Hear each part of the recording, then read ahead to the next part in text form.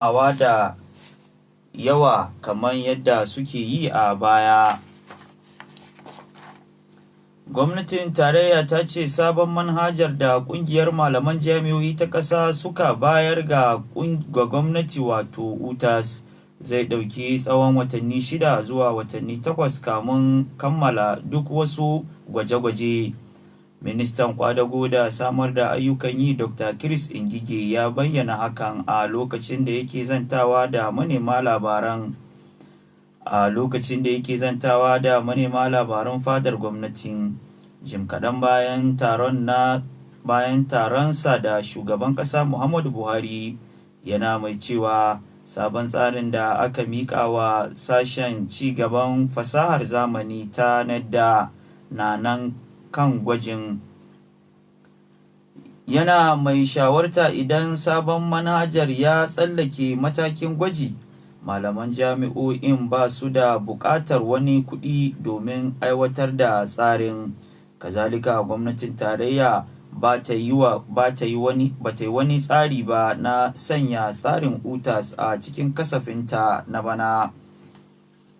A ƙarshe Ngige ya ce matakin da aka ɗauka na aikewa da tsari na UTAS ga hukumar NEDA domin gwajin an miƙa sa ne domin kada a sanyaya wa gwiwoyi ko wata ƙungiya ga sabon tsarin.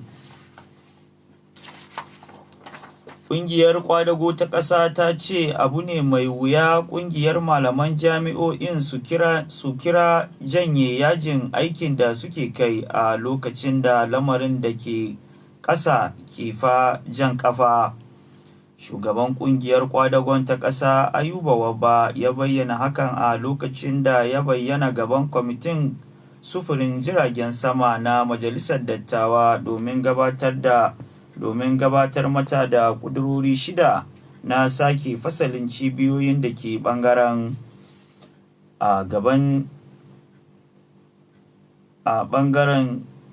tashin farashin man fetur kuwa ya ce dole ne dukkanin tallafi a aiwatar da shi a kan kari, wanda ba a yi hakan ba, inda ya ce ƙungiyar ta yi magana da gwamnatin. Kazalika matakin da za ta ɗauka nan gaba za ta sanar da shi ga 'yan ƙasa.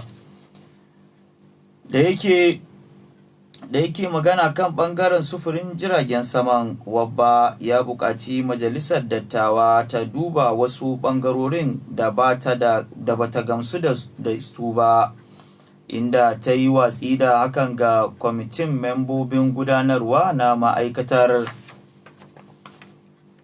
Bayanai na nuna da cewa 'yan bindigan da suka yi garkuwa da wasu ɗaliban sashen harshen Faransanci na Jami'ar Ahmadu Bello da ke Zaria akan hanyar Kaduna zuwa Abuja sun buƙaci biyan kuɗin fansa ga ɗaliban na kuɗi naira miliyan 270.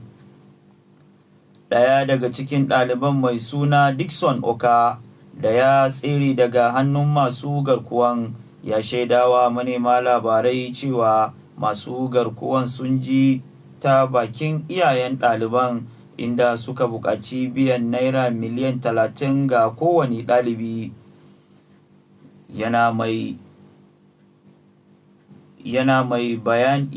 Ya bayyana wa jaridar Daily Trust cewa duk da harbin da yake ɗauke da shi, ya samu ya tsere bayan da ya bar wayar hannunsa da wasu kayan amfaninsa.